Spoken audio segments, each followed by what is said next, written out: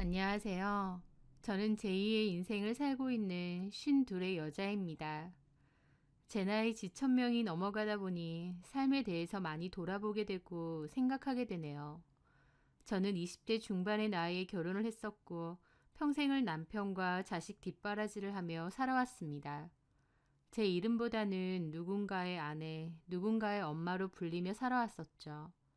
그게 제 삶의 이유처럼 느껴지기도 했기에 더 잘하고 싶고 열심히 하고 싶기도 했어요. 하지만 2년 전 삶의 큰 허무함과 동시에 깨달음을 얻기도 했습니다. 어떤 일로 인해 허무함과 또 깨달음을 얻게 되었는지 그 사연에 대해 얘기해 보려고 합니다. 20대 때 저는 한 유통회사에서 사무직 일을 했었던 직장인이었어요. 제가 남자친구가 없다고 하니까 이모가 한 남자를 소개시켜 주었습니다. 그 남자는 제빵사라고 했는데 성실하고 남자답고 또 성격도 무던하다고 하더라고요. 이모는 우스갯소리로 제가 빵을 너무 좋아하는 빵순이니까 제빵사랑 결혼하면 되겠다고 하시기도 했죠. 첫 만남을 호텔 커피숍에서 가졌었는데 그 남자는 몹시 긴장해서 진땀을 계속 흘리더군요. 그 모습이 오히려 귀엽게 느껴졌습니다. 덩치도 크고 곰처럼 생긴 사람인데 긴장하고 쑥스러워하면서 땀을 흘리고 있었으니까요. 그 남자는 저보고 빵을 좋아하느냐고 물었습니다.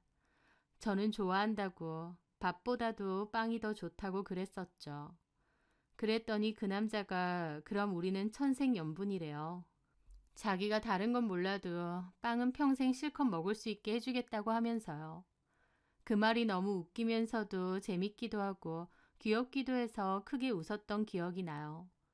처음 만났을 때만 해도 그 남자는 순박하고 열정적인 사람이었습니다. 시골에서 도시로 올라와 제빵 기술을 배우고 언젠가는 자기 가게를 차리겠다는 꿈과 포부가 있는 사람이었죠. 저는 그 사람과 사랑에 빠졌고 3년간 연애를 했었습니다. 저는 결혼을 전제로 돈을 열심히 모았었고 또 저희 부모님이 저 결혼한다고 돈도 보태주셨어요.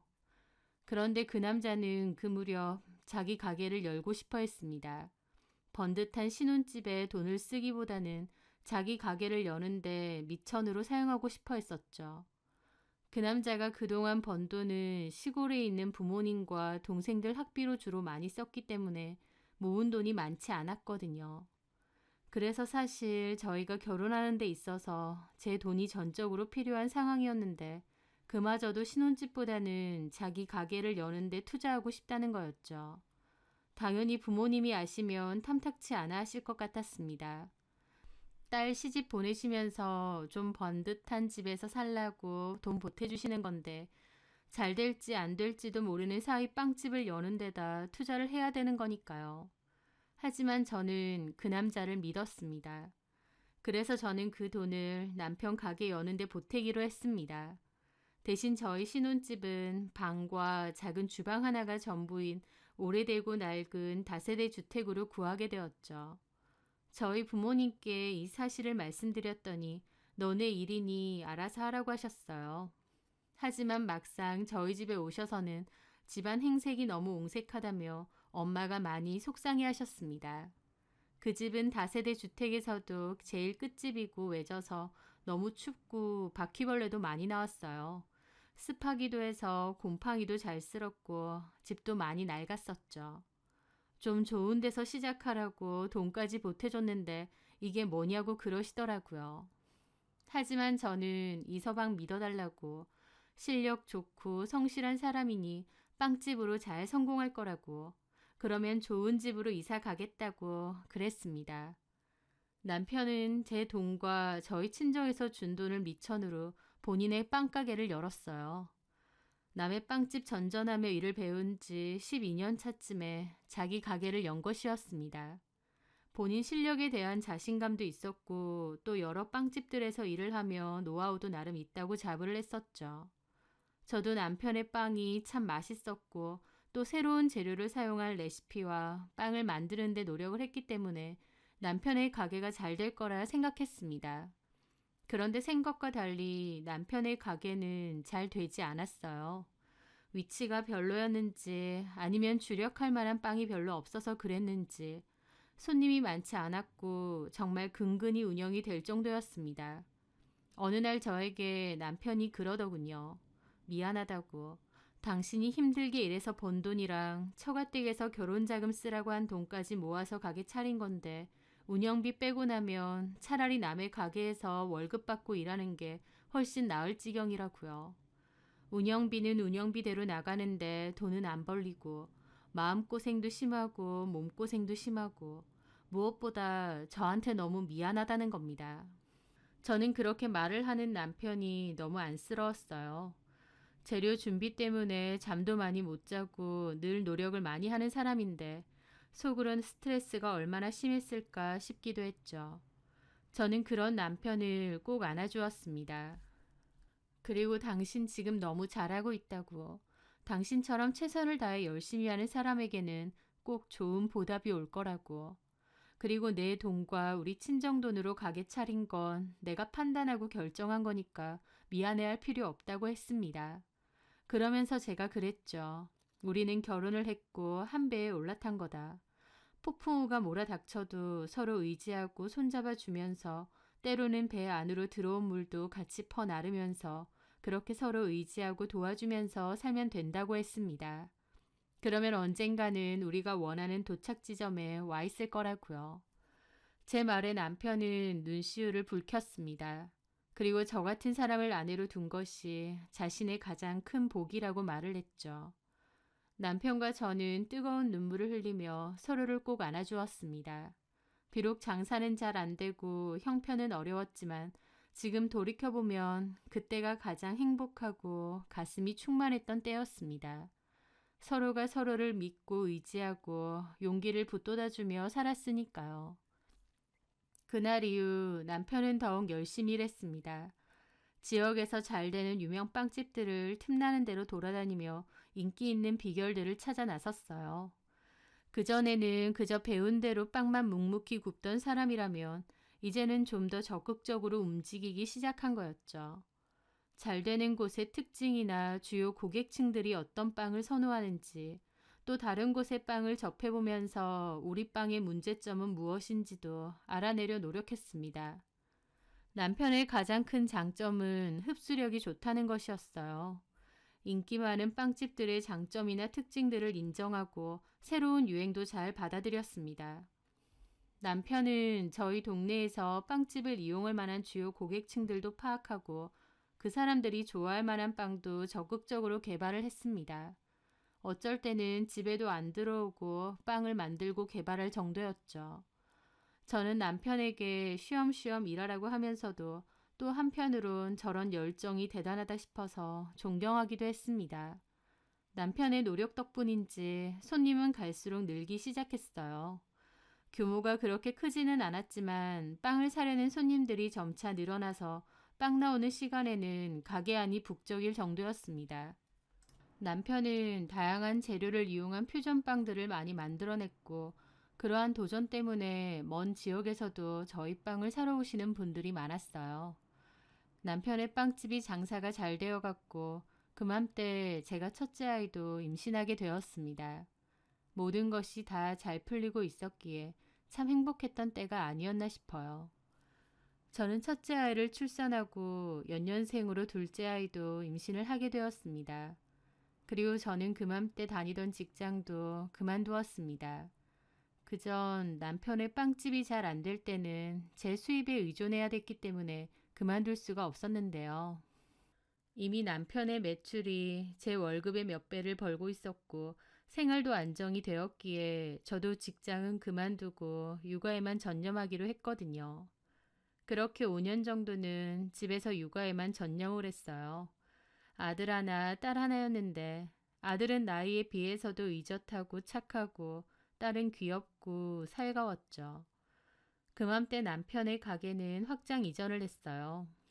이전에 운영하던 가게보다 몇 배나 더 큰 건물로 옮기게 되었습니다. 게다가 그맘때 저희는 아파트로 이사도 갔습니다. 처음 결혼했을 때 그 작은 월세방에서 시작했고 그 후 20평대 빌라로 한번 이사를 갔다가 마지막은 40평대 아파트로 이사를 간 거였죠. 저는 그때 세상에서 부러울 게 없었습니다. 저희 지역에서 손꼽힐 정도로 잘 나가는 빵집을 운영하는 남편과 착하고 귀여운 아이 둘, 넓은 아파트와 부족함 없는 생활. 제 주변에서도 저보고 세상 부러울 게 없겠다고 잘 그랬고, 저 역시도 그 모든 것이 다 너무 행복했고 감사했습니다. 저는 큰아이가 초등학교에 들어갔을 때부터 저도 남편의 빵집에서 일을 조금씩 돕기 시작했어요. 남편은 그맘때 2호점 준비를 하고 있었기에 제가 주로 1호점에 자주 가 있었죠.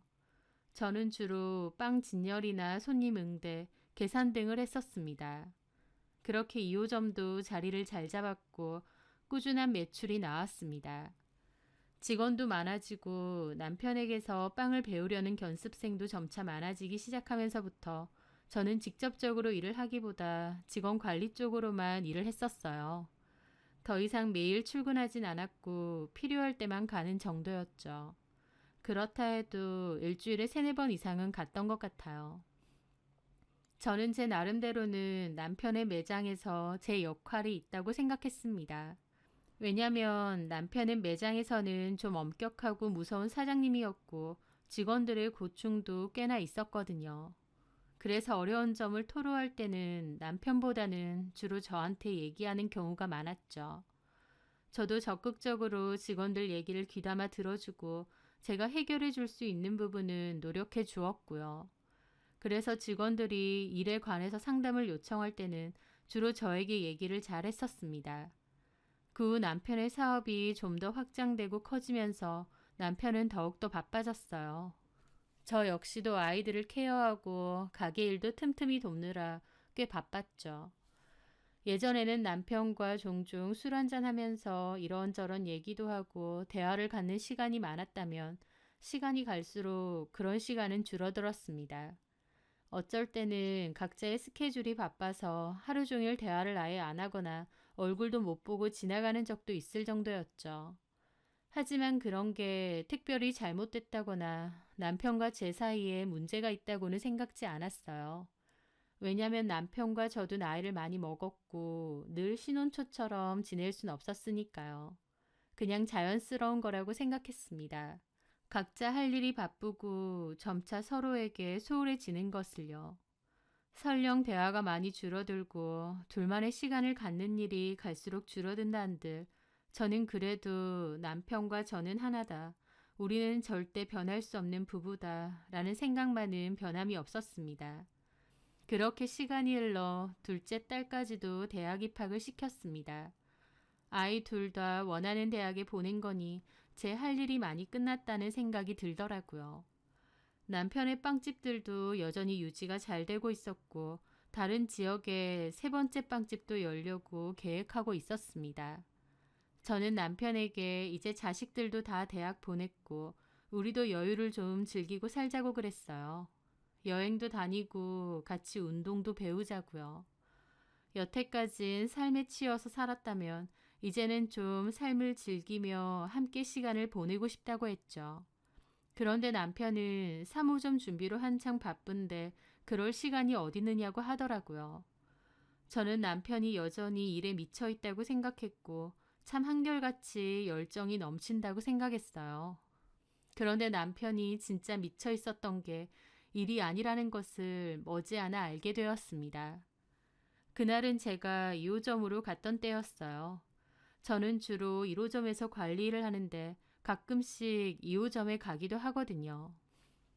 그렇게 주차를 하고 가게로 향하고 있는데 직원 한 명이 가게 근처에서 통화를 하면서 훌쩍이는 겁니다.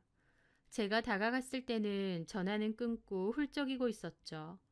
가만 보니 저희 가게에서 빵 진열하고 계산 일을 하는 직원이었습니다. 이름은 이소정이고 20대 후반이었어요. 대학 졸업하고 공무원 시험 준비를 하다가 잘 안 돼서 그만두고 취업 준비를 한다고 했습니다. 그 와중에 아르바이트로 저희 가게에서 일을 한다고 했고요. 싹싹하고 밝아 보이는 성격이 좋아 보여서 채용을 했었죠. 소정 씨, 괜찮아요? 제가 아는 체를 하자 소정 씨는 놀라면서 인사를 하더라고요. 사모님, 안녕하세요. 무슨 일 있어요? 아니에요, 아무것도. 하면서 가게로 들어가더라고요. 저는 왜 그럴까 생각하며 가게 안으로 같이 들어갔습니다. 가게 안에는 남편도 있더라고요. 남편은 뭐가 마음에 안 드는지 직원들을 혼내키고 있었고요. 그리고 소정 씨한테도 뭐라고 하더라고요. 이소정 씨, 근무 시간에 어딜 자꾸 나가? 죄송합니다. 한마디 했다고 눈물바람에. 남편이 호통을 쳤고 소정 씨는 고개만 떨구고 있더라고요. 무슨 일인진 모르겠지만 소정 씨의 풀죽은 얼굴을 보니 너무 안쓰러운 겁니다. 그렇게 남편은 직원들에게도 한바탕 하고 저도 아는 체 안 하고 획 나가더라고요. 저는 다른 직원에게 사장님 왜 저러시냐 물어봤죠. 어제 빵 사간 손님이 계산 잘못했다고 컴플레인 걸었거든요. 근데 계산 담당이 소정 씨였는데 일 똑바로 못한다고 혼난 거죠 뭐. 그랬구나. 근데 소정 씨도 사정이 있는 게 배가 자꾸 아프다고 그랬거든요. 안색도 안 좋고. 병원도 잠깐 갔다 오고요. 컨디션이 안 좋아서 계산착오가 좀 있었던 것 같아요. 저는 고개를 끄덕였습니다. 다른 것도 아니고 몸이 아파서 그랬다는데 심정적으로 좀 짠하게 느껴지더라고요. 그 후 점심 식사 시간이 다가와서 직원들이 시간대로 나가서 식사를 하기로 했어요. 저는 일부러 소정 씨한테 괜찮으면 같이 나가자고 밥 한 끼 사겠다고 했죠. 근처 식당으로 같이 가서 이런저런 대화도 나누었습니다. 아까 좀 속상했죠? 제가 잘못한 건데요, 뭐. 사장님이 일에 있어서는 워낙 철두철미한 성격이다 보니 직원들한테도 좀 예민하게 있는 것 같아요. 너무 마음에 두진 말아요. 네, 감사합니다, 사모님. 나는 소정 씨 몇 번 안 보긴 했지만 그래도 사람이 성실하고 싹싹한 것 같아서 좋더라고. 나중에 취업해도 일 야무지게 잘할 것 같아요. 제 말에 소정 씨는 씁쓸하게 웃더군요. 취업 안 될 것 같아요. 연락 오는데도 없고. 어머, 그래요? 네, 그냥 여기서 계속 알바해야 될 것 같기도 하고, 그나마 여기는 저 뽑아줬고, 사장님한텐 늘 감사해요. 저는 풀 주고 있는 그 모습이 어쩐지 짠하더라고요. 저도 자식 키우는 입장이다 보니 더 그런 생각이 들었던 것 같기도 합니다. 힘내요. 수정 씨는 뭘 해도 잘할 수 있을 거예요. 좋게 봐주셔서 감사해요. 근데 어제 어디 아팠다던데. 아, 배가 좀 아파서요. 병원에 잠깐 갔다 오느라. 지금은 괜찮아요? 네, 많이 먹어요. 그렇게 식사를 하다가 소정 씨는 화장실을 간다며 자리를 비웠습니다.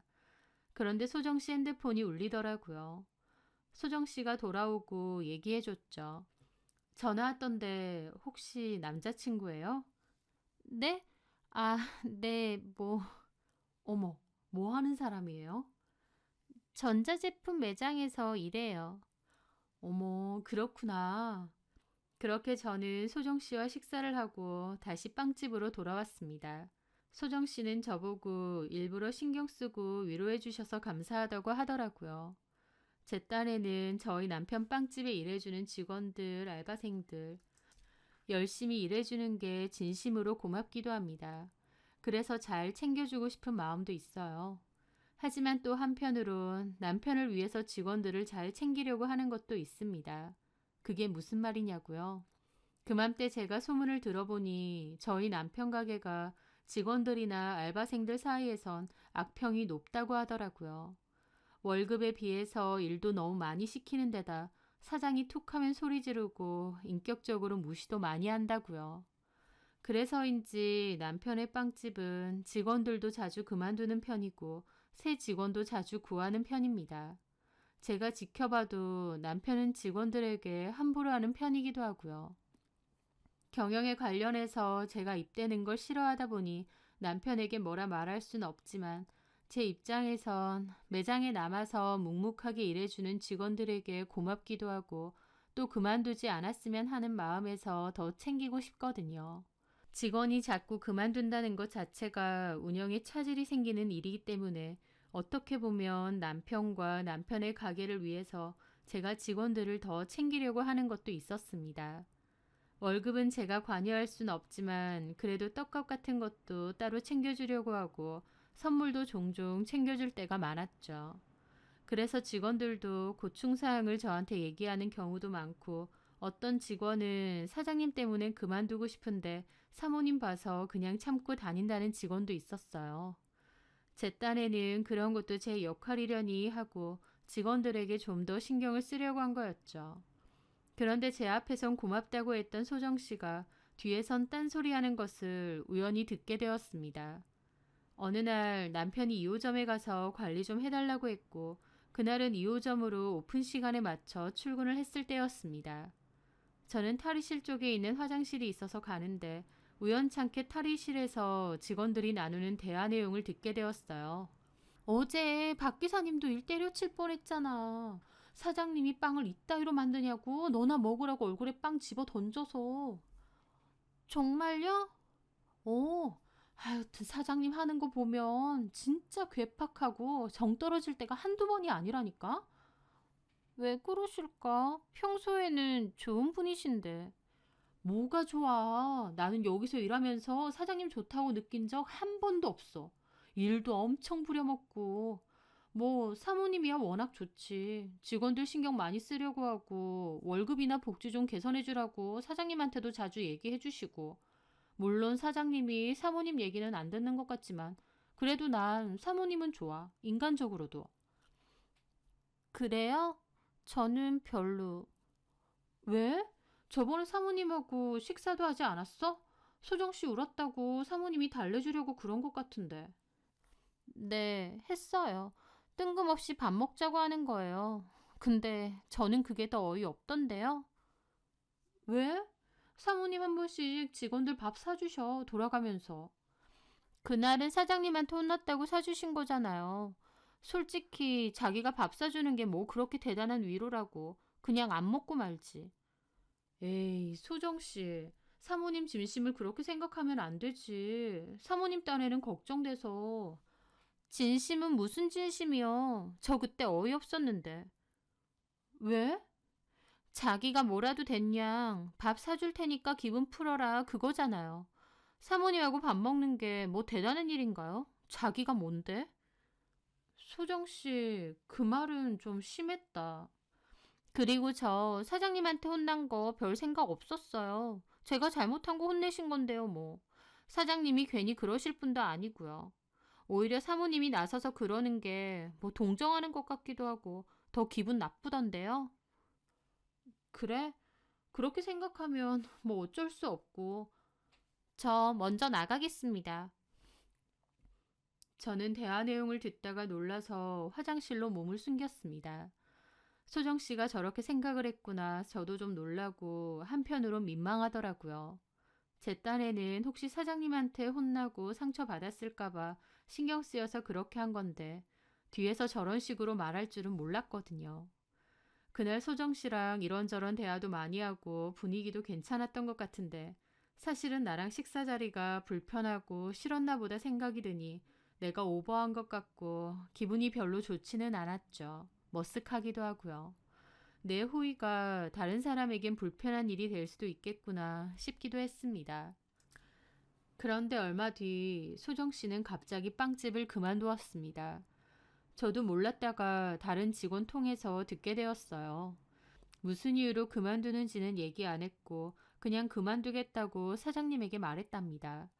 결국 그만뒀구나 생각하며 저도 그냥 잊어버리게 되었죠. 그런데 왜 갑자기 일을 그만두었는지 그 진짜 이유에 대해서 알게 되었습니다. 하루는 집에서 정리를 하고 있었는데요. 오랜만에 대청소라 집안 곳곳을 정리하고 있었죠. 남편 서재방도 치우고 있었어요. 그런데 남편의 서랍에서 우연찮게 그것들을 발견하게 되었던 겁니다. 바로 이혼 서류였습니다. 남편 부부는 다 작성이 되어 있었고 제 부분은 비어져 있더라고요. 그걸 보는데 머리가 멍해지더라고요. 남편이 저 몰래 이혼 서류를 쓰고 들고 있었다니요. 너무 충격이 컸습니다. 남편은 저 몰래 저랑의 이혼을 준비하고 있었던 거니까요. 저랑 남편의 사이가 좀 소원해지긴 했지만 심각한 건 아니었습니다. 신혼 때처럼 서로 알콩달콩한 사이가 아니다 뿐이지 중견 부부 정도 되면 누구나 그렇게 지내잖아요. 딱 그 정도였습니다. 특별하게 싸우거나 부딪히거나 문제가 있는 것도 없었어요. 그런데 남편은 저 몰래 이혼을 준비하고 있었던 겁니다. 그 충격이란 정말 말도 못할 정도였죠. 남편이 돌아올 때까지 멍하게 그 방에서 많은 생각을 했습니다. 남편이 왜 이랬을까라는 생각을 가장 많이 했던 것 같아요. 그리고 남편이 집에 들어오는 소리에 저는 그 종이를 들고 나갔죠. 바로 이게 뭐냐고 따져 물으니 남편도 놀라더라고요. 저한테 이혼 서류를 주고 싶어서 작성은 했겠지만 제가 이런 식으로 먼저 찾을 거라고 생각 못 했을 테니까요. 왜 남의 서랍을 뒤져? 뒤진 게 아니고 정리해 준 거야. 말 돌리지 말고 이게 뭐냐고. 뭐긴 뭐야. 이혼 서류지. 나랑 이혼하고 싶어? 그래서 몰래 이런 거 준비했어? 제 말에 남편은 아무런 대꾸 없이 방으로 들어갔습니다. 저는 남편에게 얘기 좀 하자고 거실로 나오라고 했죠. 그렇게 한참을 기다리니 옷을 갈아입은 남편이 옆에 와서 앉더라고요. 저는 배신감 때문에 눈물까지 날 지경이었습니다. 이혼하자는 이유가 뭐야? 여자 생겼어? 무슨 여자? 그럼 뭔데? 이유가 있을 거 아니야. 나 당신이랑 같이 산지 24년이야. 24년 동안 부부로 살았으면 그에 맞는 예의는 지켜줘야지. 입 꾹 다물고 가만히 있으면 그만이야? 최소한 왜 이혼하고 싶은지 그 이유에 대해서 내가 알아들을 수 있게 설명을 해줘야 될 거 아니야. 남편은 여전히 묵묵부답이더라고요. 얘기 안 할 거야? 이혼 서류까지 썼으면 나한테 어쨌든 이혼하자고 말하려고 한 거 아니냐고. 여자 생긴 거지? 맞지? 남편은 그 말에 긍정도 부정도 하지 않았습니다. 뭐라고 해야 될까 변명을 떠올리는지 눈알을 굴리는데 그 모습이 너무 파렴치하고 소름 끼치더라고요. 여자야? 어떤 여자야? 진짜 얘기 안 해? 내 식대로 알아봐? 뭘 알아봐? 어쩔 건데? 말 안 하면 내가 알아서 알아볼 거야. 그리고 내가 알아보게 되면 나도 그냥은 안 넘어가. 내 목숨 걸고 당신 망하게 할 거야. 아, 왜 이렇게 오바야? 알았어. 얘기할게. 그래, 어차피 얘기하려고 했는데. 얘기해봐. 여자 있는 거 맞고 그 여자를 많이 좋아해. 이렇게 가슴 떨려본 것도 오랜만이고. 남편 입에서 다른 여자 때문에 가슴이 떨린다는 말을 듣는데 억장이 무너지더라고요. 어떤 여자길래? 저번에 동창회 간다더니 거기서 만난 여자지? 아니야. 아니긴 뭐가 아니야. 그때 뭐 오랜만에 동창 한 명 나왔다더니 그 여자야? 내가 알아봐? 아, 아니라니까. 그럼 누군데? 소정이라고. 뭐? 이소정. 우리 매장에서 일했던. 저는 남편의 말에 귀를 의심했습니다. 얼마 전에 그만두었다는 그 여자가 남편의 내연녀라는 거예요. 제가 믿을 수 없었던 건 둘의 나이 차이만 해도 20살 이상이 난다는 거였습니다. 한마디로 딸버린 여자였어요. 뭐? 이소정? 그래. 지금 딸버린 여자랑 바람이 났다는 거야? 무슨 딸버리야. 걔 몇 살이야? 그때 27인가 8인가 그러지 않았어? 당신 미쳤어? 당신 딸이 20이야. 딸뻘이잖아.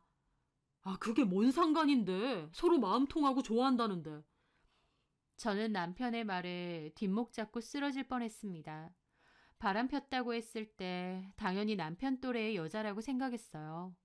그래서 얼마 전에 갔었다던 동창회를 의심한 거죠. 그런데 나이 차이가 그렇게 나는 딸뻘이나 다름없는 여자를 좋다고 이혼까지 해달라는 겁니다. 어처구니가 없어서 말도 안 나오더라고요. 남편이 너무 비상식적으로 느껴졌습니다. 제정신이야? 진짜 그 어린 게 좋다고? 당신이 뭐라고 하든 나 소정이랑 서로 좋아하는 사이야. 이제라도 소정이랑 같이 살고 싶어. 미쳤느냐고. 세상 사람들이 뭐라고 할까. 나이 신 넘은 아저씨가 20대 후반, 그것도 가게 알바생이랑 바람. 당신 머리가 어떻게 된 거 아니야? 벌써 치매야? 말 함부로 하지 마. 저는 그 자리에서 까무러쳤습니다. 남편이 바람을 피우고 이혼을 준비했다는 것도 충격인데 그 상대가 더 충격이었죠. 정말 1시간 넘게 머리가 새카매져서 멍하게 있었던 것 같아요. 그리고 다시 입을 열었죠. 그래서 걔랑 살고 싶으니까 이혼해달라고? 그래, 내가 이 집은 당신 줄 생각이야. 그러니까 이거 먹고 떨어져라 이거야? 당신 자식들 생각은 안 해? 우리 영호랑 혜진이가 뭐라고 생각할까? 아버지가 딸버린 여자랑 바람나서 평생 같이 산 엄마를 저버린다는데 이거 소문나면 자식들 앞길까지 망치는 거야. 그걸 몰라? 지들 다 키워주고 대학교까지 보내줬음 내 할 일 다 한 거야. 그럼 지들이 살아야지. 그게 아버지가 돼서 할 소리야? 나 영호랑 혜진이 뒷바라지 할 만큼 했어. 걔네가 내 덕분에 그 좋은 대학 다 입학한 거 아니야. 내가 오죽 투자했어? 당신도 마찬가지야. 내 돈으로 호의호식하고 살았잖아. 당신 팔자에도 없는 사모님 소리 들어가면서 이 넓은 집에서 떵떵거리면서 살았잖아. 여태까지 모자람 없이 내 덕에 잘 살았으면 고마운 줄 알아야지. 당신이나 애들이나. 내가 언제까지 생해야 돼. 나도 남자고 내 인생이 있어. 이제라도 내가 사랑하는 여자, 가슴 떨리는 여자랑 남은 인생 같이 살고 싶어. 누가 들으면 하나부터 열까지 다 당신이 일궈낸 건 줄 알겠어. 나는 놀았어? 나는 아무것도 한 게 없는 줄 알아? 애초에 당신 가게 시작한 것부터가 내 돈이야. 우리 부모님 돈이고. 그건 까먹었어? 자리 못 잡고 빌빌거릴 때도 나 죽어라 이러면서 생활비 내고 당신 자리 잡게 기다려줬어. 이제 와서 먹고 살만해지니까 전부 다 당신이 잘한 것 같고 나나 우리 애들은 당신 피나 빨아먹는 거머리로 보여? 사람이 어떻게 이래? 그래, 고맙다 아주. 당신 돈이랑 처가 돈으로 내가 가게 차린 거 그거 아주 눈물나게 고마워. 당신이랑 처가 식구들이 아주 귀에 딱지가 않도록 얘기해서 까먹을 수도 없어. 그래서 내가 보란듯이 성공했잖아. 잘 돼서 당신 부족함 없이 살게 했잖아. 그럼 된 거 아니야? 내 할도리 한 거 아니야? 내가 뭘 그렇게 대단하게 누리고 살았다고? 사모님 소리 들어가면서 이 넓은 집에 돈 걱정 하나 없이 살았는데 그게 누리고 산 게 아니야? 그래서 이제는 딴 마음 먹은 거야? 그 어린 년 만나서 네 인생 살고 싶다고? 그래, 너나 나나 남녀로서는 완전 끝 아니야. 나 어쩔 때는 네 뒷모습만 봐도 속이 갑갑해져 오더라. 무슨 족쇄에 매달려 있는 것처럼 속이 갑갑해져 왔다고. 내가 남은 인생 왜 그러고 살아야 되냐. 남편의 말 한마디 한마디가 비수처럼 날아와 꽂혔습니다. 남편은 이소정 그 여자에게 단단히 미쳐 있었어요. 남편은 이 집을 줄 테니 이혼해달라고 했습니다. 저는 절대 그렇게 해줄 생각 없다고 했어요. 제가 미쳤나요? 누구 좋으라고 이혼을 해주겠나요? 저는 남편의 뒤늦은 배신에 정말 죽고 싶을 만큼 괴롭고 힘든 나날을 보내야 했습니다. 남편은 이혼 통보 후 집에 잘 들어오지 않았어요. 이혼해달라고 설득하는 문자만 보낼 뿐이었죠. 참다 제가 집에 안 들어오고 밖으로 나돌면 이소정 찾아내서 가만 안 두겠다고 그랬죠. 그랬더니 그날은 집으로 왔습니다. 그러더니 제 얼굴 보자마자 또 이혼해달라고 하더라고요. 이혼해줘. 이렇게 질질 끄는 거 의미 없어.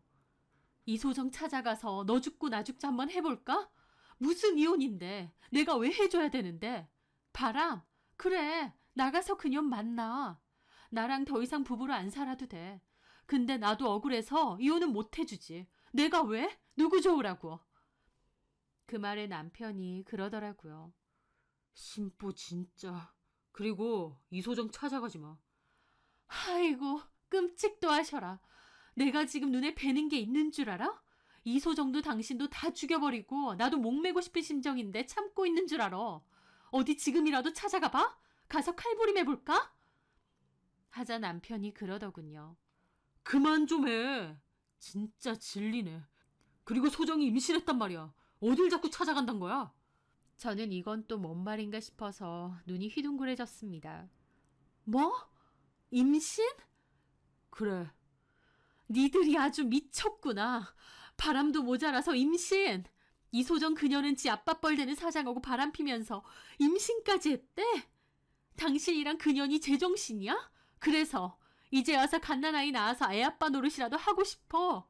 우리 자식들 눈에선 피눈물 나도 그 여자랑 애 낳고 그렇게 살고 싶어.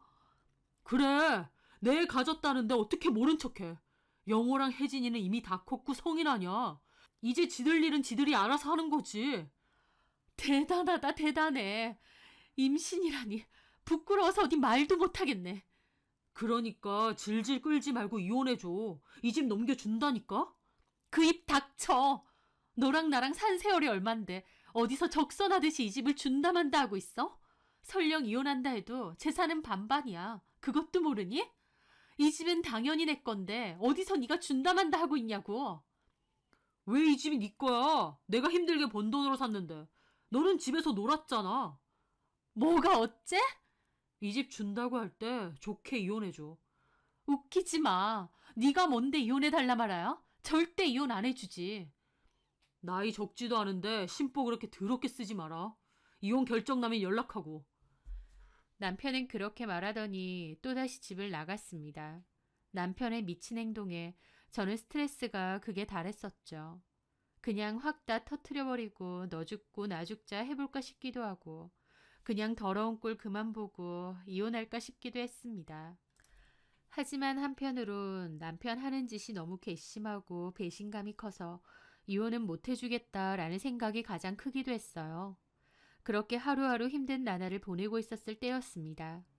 저는 더 이상 매장에 나갈 이유도 없었기에 몇 달 동안 안 나갔었죠. 그런데 하루는 남편 매장에서 일하던 직원이 연락이 와서는 일을 그만두기로 했다며 가기 전에 저를 한번 보고 싶다고 하더라고요. 남편 일에는 이제 나서고 싶지도 않지만 그래도 오랫동안 일했던 직원이기에 마음이 쓰여 가게로 간다고 했습니다. 남편은 그맘때 3호점 오픈 때문에 타 지역에 주로 가 있었기에 남편은 가게에 없다는 걸 알았거든요. 그렇게 2호점을 갔습니다. 영문을 모른 채 몇 달 만에 저를 본 직원은 좀 놀라더라고요. 사모님, 요즘 다이어트 하세요? 너무 마르신 것 같아요. 얼굴이 헬쑥해지셨는데. 아, 그냥 요새 몸이 좀 안 좋아서요. 어머, 괜찮으세요? 그래서 거의 안 나오신 거군요. 제가 괜히 뵙자고 했나 봐요. 아니에요. 일 그만둔다고? 네, 남편이 직장을 옮기게 돼서요. 사장님한테도 말씀드렸어요. 근데 그만두기 전에 사모님 얼굴 한번 뵙고 싶어서. 1호점으로만 가시나 싶었는데 1호점에도 잘 안 오신다고 하더라고요. 몸이 아파서 그러신 줄 몰랐네요. 얼른 쾌차하세요. 고마워요. 경미 씨 일 그만둔다니까 아쉽네. 일 참 잘해줬는데. 거기 가서도 잘 지내고요. 네. 그렇게 직원과 얘기를 나누는데 직원이 갑자기 고개를 돌리더니 그러는 겁니다. 어머, 저 남자 또 왔네. 고개를 돌려보니 웬 남자가 들어오더라고요. 손님 아니에요? 아니요. 손님 아니고 이소정 씨 찾아온 남자요. 이소정 씨요? 저는 그 순간 깜짝 놀랐습니다. 그 내연녀 이름이 나왔으니까요. 저는 그 남자를 빤히 쳐다봤습니다. 저번에 남자친구가 있다고 했는데 그 남자가 이 남잔가 싶기도 했죠. 또 오셨네요. 이소정 씨 그만둔 지 꽤 됐다고 말씀드렸는데. 저기 그래도 집 주소나 연락처 같은 거 남아있지 않나요? 그런 걸 함부로 알려드리긴 그렇죠. 저 소정이 남자친구거든요. 부탁 좀 드릴게요. 그 남자는 역시나 이소정 남자친구였습니다. 이소정은 내 남편이랑 바람나서 애까지 가졌는데 남자친구라는 이 사람이 우리 빵집을 왜 찾아왔지 싶더군요. 저는 이 빵집 주인인데요. 이소정 씨 남자친구라고요? 아, 예. 안녕하세요. 실은 소정이가 연락이 두절된 지 한 달이 넘어서 저는 황당한 기분으로 물었습니다. 남편이 이혼을 요구한 지도 5개월이 넘어가는데 한 달이라고 하는 겁니다. 한 달이요? 이소정 씨랑 한 달 전까지 연락을 했다는 거예요? 네. 근데 갑자기 잠수를 타서 연락은 안 받고 집이라도 찾아가고 싶은데 제가 집 주소를 모르거든요. 전에 소정이가 여기 근무했었다는 건 알아서 주소라도 좀 어떡해. 진짜 남자친구 맞아요? 그럼요. 근데 어떻게 집 주소도 모르고 안 가르쳐 주더라고요. 집에도 못 데려다 주게 하고. 근데 저 꼭 연락해야 되거든요. 뭐 때문에요? 이소정 씨가 그렇게 연락을 두절했으면 그건 개인 사정인데 우리가 함부로 주소를 알려줄 순 없죠. 실은 소정이가 이런 말까지 해도 되는지 모르겠는데 하면서 그 얘기를 들려주더라고요. 그 얘기를 들은 저는 너무 놀라서 자리에서 튀어오를 뻔했습니다. 그 남자와 얘기를 더 나눈 뒤 저는 많은 생각에 빠졌어요. 그 전까진 절대 이혼 못 해주겠다. 누구 좋으라고 이혼해주나 라는 생각이었는데 그 남자가 찾아온 뒤로 제 생각이 많이 달라졌습니다. 어쩌면 이혼을 해주는 것이 진짜 남편에게 복수하는 길일지도 모른다는 생각이 들었거든요. 저는 오랜 생각을 끝으로 남편에게 연락했습니다. 그리고 변호사 사무실로 불렀죠. 원하는 대로 이혼해 줄 테니 재산 관련해서 협의하자고요. 남편은 제가 이혼해 준다고 하니 신나서 한달음에 오더라고요. 똥인지 된장인지도 모르고 좋다고 저렇게 오는 꼴이란 어이가 없었습니다. 근데 갑자기 왜 마음이 바뀌었어? 이혼해 준다고 하니 그리 좋든? 무슨. 당신하고 별로 얘기 나누고 싶지 않으니까 변호사 앞에서 얘기하자고. 그렇게 남편과 저는 변호사 앞에서 재산 분할에 관한 협의를 했습니다. 제 조건은 집 하나와 2호점 가게 하나를 받는다는 것이었어요. 남편은 당연히 펄쩍 뛰었죠. 하지만 제가 단호하게 그랬습니다. 나 당신이랑 결혼 생활 20년 넘었어. 법적인 재산 분할을 해도 반반이야. 당신이 싫고 말고 할 것도 없어. 게다가 당신이랑 그 여자 상대로 상간녀 소송 진행할 수 있고 내가 마음만 먹으면 당신이랑 그 내연녀의 추악하고 더러운 일들 다 소문낼 수도 있어. 불륜해서 본처 버렸다는 소문 나면 그 빵집이 계속 잘 될까? 어디 그렇게 해줘? 내가 못할 것 같아? 제 말에 남편은 우물쭈물 말도 못하더라고요. 이 정도면 내가 많이 양보하는 거야. 최소한 1호점은 안 건드린다잖아. 상간소송도 안 한다고 했고. 가정 내팽개치고 바람피고 거기다가 내연녀가 애까지 가진 상황인데 나 정도면 아주 고상하고 깔끔하게 보내주는 줄이나 알아.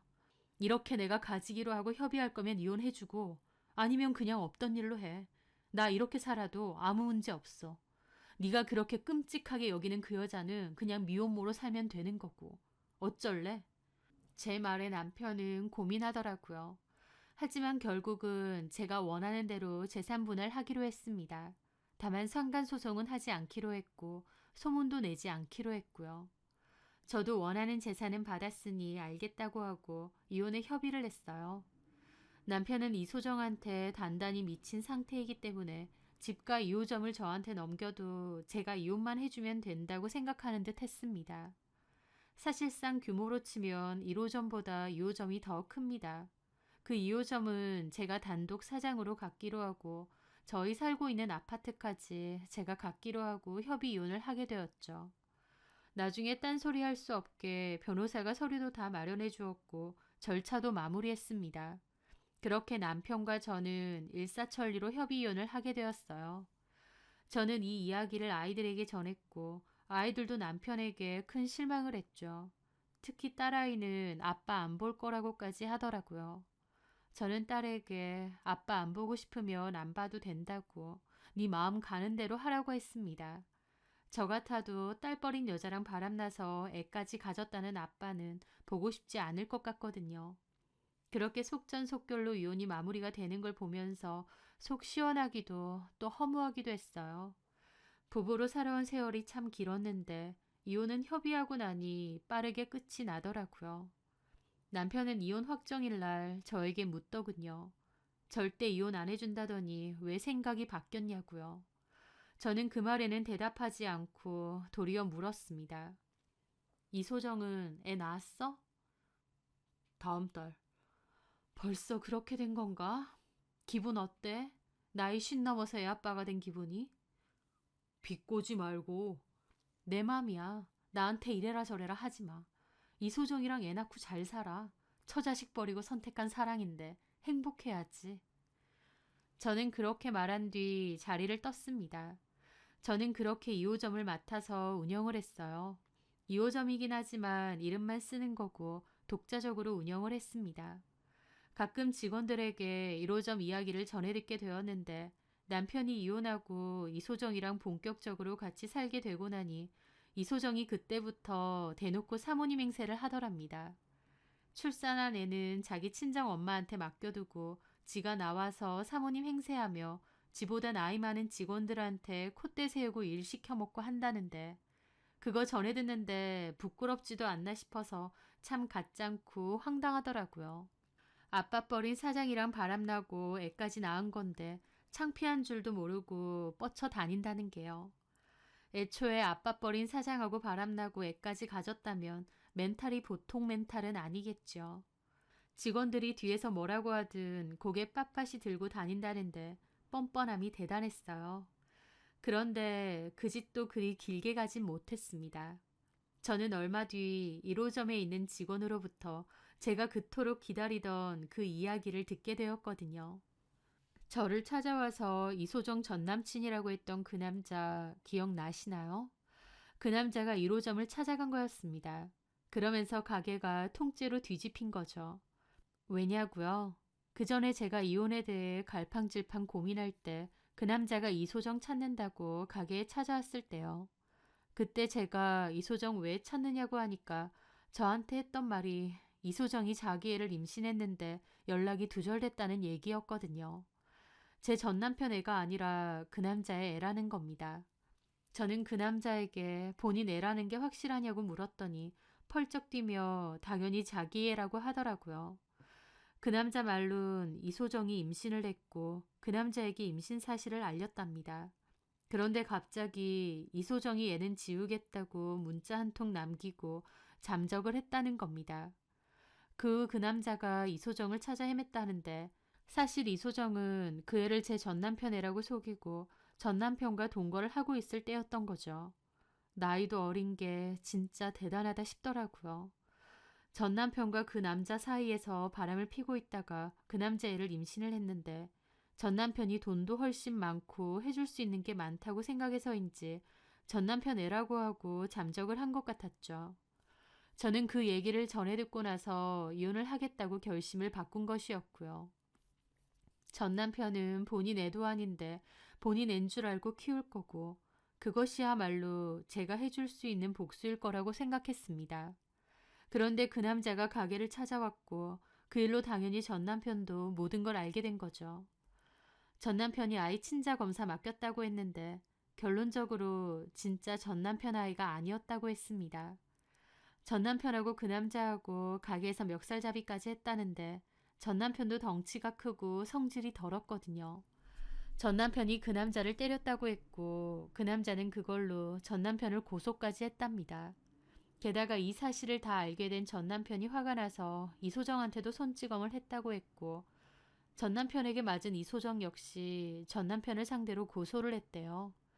한마디로 전 남편은 이혼까지 했는데 내연녀가 자기 뒤통수 친 거고 애도 친자가 아니고 내연녀는 물론 내연녀 남친한테까지 폭행 고소를 당한 상황인 거죠. 그 얘기 전해 듣는데 언젠가 이렇게 될 줄은 알았지만 생각보다 빨리 그 끝이 왔구나 싶더라고요. 완전 쑥대밭이 따로 없었다는데 그 광경을 직접 못 본 건 아쉬웠습니다. 다만 그 광경을 직접 목격한 손님들 사이에선 소문이 파다하게 다 퍼졌죠. 그 베이커리 사장이 본쳐버리고 어린 내연녀랑 바람이 났는데 그 자식이 친자식이 아니었다라는 소문이 동네에 쫙 깔린 겁니다. 저는 이 일에 대해서 소문을 내지 않겠다고 전 남편과 약속을 했었는데 전 남편 지 스스로 소문을 다 낸 셈이었습니다. 자기 발등 자기가 찍는다는 게 이런 게 아닐까 싶더라고요. 그 소문 때문에 전 남편이 운영하는 1호점은 손님까지 많이 발길을 끊었고 제가 운영하는 2호점은 손님이 더 늘었어요. 저한테 사정을 물어보시는 손님들도 있었는데 저는 그냥 별말 안 하고 넘어갔습니다.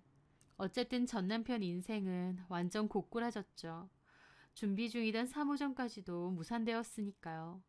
자승자박이라고 누굴 탓하겠나요? 뒤늦게 저한테 전화해서 자기가 잘못했고 어리석었고 절절한 눈물의 반성을 하더군요. 자식들에게도 미안하고 어쩌고. 그래서 제가 그랬습니다. 이렇게 될 줄 몰랐어? 네 옆에서 평생을 같이 살았던 나한테 보고 있으면 속이 갑갑하다고 그랬지? 나한테 그런 상처 주는 말 쏟아내면서 이혼해달라고 매달렸던 게 너야. 내가 미친놈이었지. 맞아. 너 미친놈이야. 사람이면 네가 나한테 그러면 안 돼. 우리가 나이 먹어서 사랑이란 감정은 흐려질 수도 있어. 하지만 인간이라면 의리는 있어야 될 거 아니야. 너는 그 의리까지 저버린 거야. 그래서 내가 이 모양 이 꼴 됐잖아. 누굴 원망하겠니? 그 예전에 내가 그랬지. 우리는 한 배 올라탔다고. 근데 네가 그 배에서 내린 거잖아. 네가 자초한 거잖아. 자유롭게 살고 싶다며. 이제 자유됐네. 처자식들 다 네 곁에서 떠나고 네가 원했던 그 자유 실컷 즐기면서 살아. 나한테는 다시는 연락하지 말고. 저는 그렇게 하고 싶은 말 다 쏘아붙이고 전화 끊었습니다.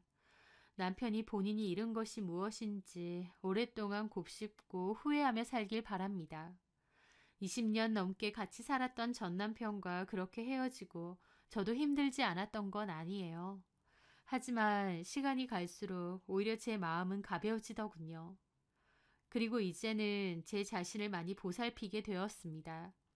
이혼 후 제가 가장 많이 깨달은 건 내 인생의 주인공은 나고 내가 나를 보살피고 아끼지 않으면 그 누구도 나를 존중해주지 않는다라는 것입니다. 누구의 엄마, 누구의 아내가 아니라 제 이름으로 이제는 행복하고 찬란하게 살아가려 하네요. 제 사연 들어주셔서 감사합니다.